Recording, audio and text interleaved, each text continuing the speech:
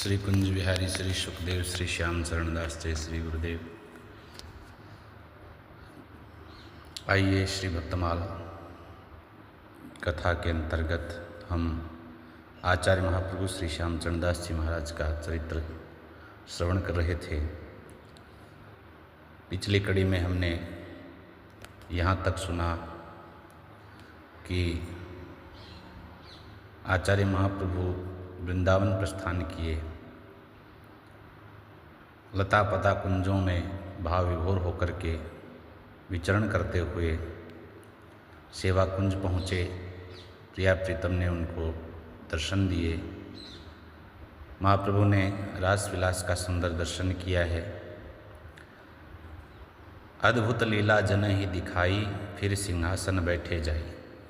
प्रिया प्रीतम ने सखियों के सहित सुंदर नृत्य किया, रास विलास किया है और महाप्रभु ने उसका सुंदर दर्शन किया है। फिर दोनों प्रिया प्रीतम जो है अपने सिंहासन पर जाकर बैठे। तभी श्री कृष्ण की इच्छा से सब कुछ अदृश्य हो गया और महाराज श्री चरणदास जी ने अपने आप को बंशी वट के नीचे बैठे हुए पाया। सहसा सब कुछ बदल जाने के कारण श्री चरणदास जी को लगा जैसे वे अभी तक मीन की तरह आनंद समुद्र में स्वच्छंद तैर रहे थे और अब जल से रहित मरुभूमि में छटपट कर रहे हैं। उन्हें लगा जैसे उनके प्राण न जाने कब से विरहानल से दग्ध हो रहे हैं, जल रहे हैं और अब जाने को हैं। जैसे ही वो रास विलास का दृश्य अदृश्य हुआ और उन्होंने अपने आप को बंशीवट के नीचे बैठे पाया, तब उनकी ये स्थिति हुई। उसी समय उनकी प्राण रक्षा के लिए गुरुदेव श्री सुखदेव मुनि प्रकट हुए। शिष्य के सिर पर हाथ रख करके उन्हें एक दूसरे के गलवैयाँ दिए। श्यामा श्याम की नयनाभिराम जोड़ी के पुनः दर्शन कराए। सिर पर हाथ धरा गुरु तबहि, लाल लाडली दर से जबहि। तुरंत प्रिया प्रीतम प्रकट हो गए। बंशीवट तर लखी सुख पाए, परमानंद हृदय में छाए। हृदय में परमानंद छा गया। श्री चरणदास जी ने स्वयं उस दर्शन का वर्णन अपने शब्दों में किया है श्री भक्ति सागर में। बंशीवट की छाएं हेली, लाल लाडली में लखी।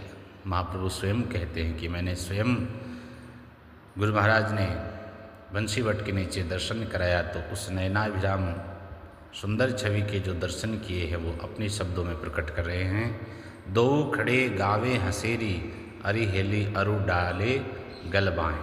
दोनों गलवैयाँ डाले खड़े हैं, गा रहे हैं, हंस रहे हैं। मोर मुकुट माथे दिएरी, अरि हेली सुंदर नयन विशाल। विशाल सुंदर नेत्र हैं, मोर मुकुट है माथे के ऊपर। पीताम्बर पट सोहनो, कर मुरली उरमाल। हृदय पर सुंदर माला शोभायमान है, हाथ में मुरली है, पीताम्बर सुंदर धारण कर रखा है। वाके विराजे चंद्रिका, अरि हेली नील वसन जर तार। और प्रिया जी के जो है नीलांबर है सुंदर और चंद्रिका विराजमान है। नक्षिक भूषण सोहने, नक्षिक पर्यंत जो है संपूर्ण सर्वांग सुंदर आभूषण शोभित हैं। अरु फूलन के हार, गुरु सुखदेव बताइया अरि हेली, जब हम लिए पिछान। चरणदास तिन की भई, लगो रहे वही ध्यान। महाराज कहते हैं कि श्री गुरु महाराज सुखदेव जी ने हमें बताइया, हमको बताया कि यही वो प्रिया प्रीतम हैं जिनका तुम सेवा कुंज में अभी दर्शन किए, तो हमने पिछान लिया। चरणदास तिन की भई, लगो रहे वही ध्यान। अब तो वही छवि, उसी नयनाभिराम दृश्य में हमारा ध्यान लगा रही है। प्रिया प्रीतम की वह जोड़ी हमें दर्शन देती रहे। तब श्री चरणदास जी की विरह व्यथा शांत हुई, उनका रोम रोम शीतल हो गया। श्री सुखदेव जी ने तब उन्हें श्री यमुना में स्नान कराने के पश्चात श्री राधा मंत्र प्रदान किया और पराभक्ति का उपदेश किया। जमुना जल कीने हूँ अभिषेका, पराभक्ति कीने उपदेशा। परम तत्व विज्ञान लखायो, बहुरी राधिका मंत्र सुनायो। परम तत्व विज्ञान श्री निकुंज की, वृंदावनी रस पद्धति की, श्रृंगार पद्धति की, सखी भाव की जो विज्ञान है, परम तत्व विज्ञान, वो रहस्यपूर्ण विज्ञान, वो भी अच्छी तरह समझा करके बहुरी राधिका मंत्र सुनायो। फिर गुरुदेव ने भागवत धर्म का प्रचार करने का उपदेश किया। अब ताई तुम यूँ रहे, अब तक तो तुम जिस रूप स्वरूप में रहे और योगादि जो ध्यान आदि किया, अरुप करो ऐसी, अब करो ऐसी जाए। अब जाकर के आपको ऐसा करना है क्या, जीवन को उपदेश दे, भागवत धर्म चलाए। अब जीवों को भक्ति का उपदेश करना है। अब दिल्ली लौटकर चरणदास जी ने हरिगुरु आज्ञा के अनुसार भागवत धर्म का प्रचार प्रारंभ किया। इस बार वे दिल्ली में एक स्थान पर नहीं रहे, प्रचार की दृष्टि से स्थान बदल बदल कर कई जगह रहे। पहले घास की मंडी में, फिर गदनपुरे में, गदनपुरे से पुनः घास की मंडी में आकर रहे, फिर नई बस्ती में जहाँ उन्होंने एक सुंदर आश्रम का निर्माण भी किया। यहीं आलमगीर द्वितीय जो था वो संवत 1814 में उनके दर्शन को आया था। यही आलमगीर के द्वितीय पुत्र अली गौहर को उन्होंने इसी स्थान पर बादशाह बनने का आशीर्वाद दिया था। अहमद शाह दुरानी ने संवत 1813 में दिल्ली को बुरी तरह लूटा, पर इस आश्रम को कोई क्षति नहीं पहुंचाई।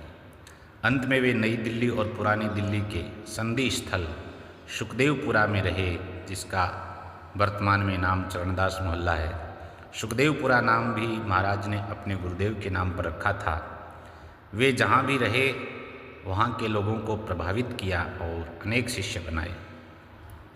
उनके शिष्यों में सभी जाति और वर्गों के लोग थे और उनके द्वारा प्रवर्तित संप्रदाय की भी यह एक प्रमुख विशेषता है कि इसमें जाति पाति, ऊंच नीच, स्त्री पुरुष का कोई भेद नहीं है। यहाँ तक कि उनके शिष्यों में मुसलमान शिष्य भी थे।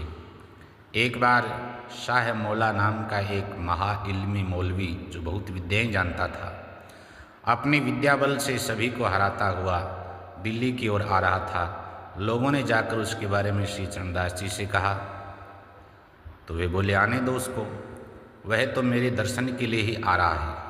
शाह मौला उनके दर्शन करते ही इतना प्रभावित हुआ उनसे कि उनसे शिष्य बना लेने की प्रार्थना करने लगा। महाराज बोले, भाई तुम महापंडित हो और मैं बिल्कुल अनपढ़, तुम्हें शिष्य कैसे बनाऊं?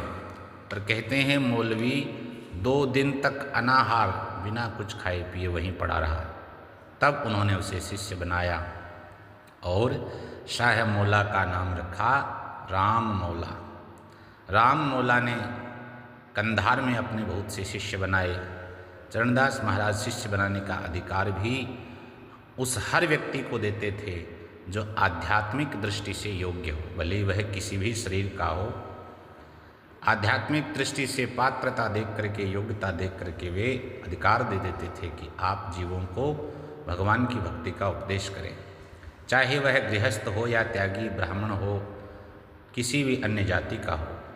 अब तक चरणदास जी के बहुत से बानाधारी शिष्यों ने अपने स्वतंत्र थांबे स्थापित कर लिए। इनकी परंपरा के शिष्यों ने, संतों ने जो स्थान बनाए उनको थांबों की संज्ञा दी है और शिष्यों में कितने ही सिद्ध साधकों के रूप में विख्यात हो गए, कितने ही कवि रूप में विख्यात हो गए, कितने ही संतों ने सुंदर वाणियाँ लिखी। डॉक्टर श्याम सुंदर शुक्ल ने अपने शोध ग्रंथ चरणदासी संप्रदाय और उसका साहित्य, इस ग्रंथ में लिखा है कि चरणदासी संप्रदाय के लगभग 200 कवियों की रचनाओं का पता तो लग चुका है और संप्रदाय की ज्ञात रचनाओं की जितनी रचनाएं अब तक ज्ञात हुई हैं उनकी संख्या है लगभग 1000। महाराज चरणदास जी ने प्रचार के उद्देश्य से स्वयं बहुत से ग्रंथों की रचना करी। उनके जो ग्रंथ अनुपलब्ध हैं उन्हें भी एक वर्गीकरण के तहत हम प्रस्तुत करते हैं। जैसे योग परक रचनाएं हैं जिनमें योग का वर्णन है, तो वे हैं अष्टांग योग वर्णन, योग संदेह सागर, ज्ञान स्वरोदय। जो ज्ञान परक रचनाएं हैं उनमें पंच उपनिषद सार, मन विरक्त कर्ण गुटका सागर, ब्रह्म ज्ञान सागर। धर्माचरण संबंधी जो उपदेश परक रचनाएं हैं जिसमें नासकेत लीला है, धर्म जहाज, जागरण महात्म्य, और भक्ति परक जो रचनाएं हैं इसमें हम भक्ति परक रचनाओं को भी 3 भागों में देख सकते हैं। पहले में भक्ति साधन संबंधी, जैसे भक्ति सागर, भक्ति पदार्थ वर्णन, ब्रज चरित्र। दूसरे में लीला संबंधी रचनाएं, दान लीला, माखन चोरी लीला, मालिन लीला। और तीसरे में निकुंज संबंधी जो उपासना है, जिसमें अमरलोक अखंड धाम वर्णन आता है। समन्वयात्मक होने के कारण महाराज चरणदास जी का सिद्धांत व्यापक है। उनकी वाणी की भी ये अन्यतम विशेषता है कि वह समग्र रूप को लिए हुए है, किसी भी सिद्धांत का खंडन नहीं है। सांगोपांग तत्व विवेचनीय समग्र रूप में उल्लेखित है, इसलिए वह सब प्रकार की रुचि के साधकों को आकर्षित करने में सहायक हुआ। उन्होंने जैसी जिसकी रुचि देखी उसको वैसी ही उपासना का, साधना का उपदेश किया। यद्यपि उनका जो अंतिम लक्ष्य है उपासना का, वो ब्रज में श्री राधा कृष्ण की प्राप्ति ही रखा है। इसलिए विभिन्न प्रकृति के हजारों लोगों ने उनकी शरण ली। काहू योग ज्ञान काहू को कोई भक्ति निधि पाई, काहू को प्रेम लक्षणादि ने काहू की केली दृढ़ाई। निज निज भाग्य सूत्र पूरब के जिन जैसी करी कमाई, लखी अधिकार शबन को दीनों करी के कृपा महाई। श्री भक्ति रस मंजरी में राम सखी जी महाराज कहते हैं कि जिसको जिस प्रकार की योग्य समझा, जैसी पात्रता देखी, उसको उसी अनुकूल उपदेश करके कृतार्थ किया। बस उनका लक्ष्य जीवों को भगवान की तरफ जोड़ना रहा।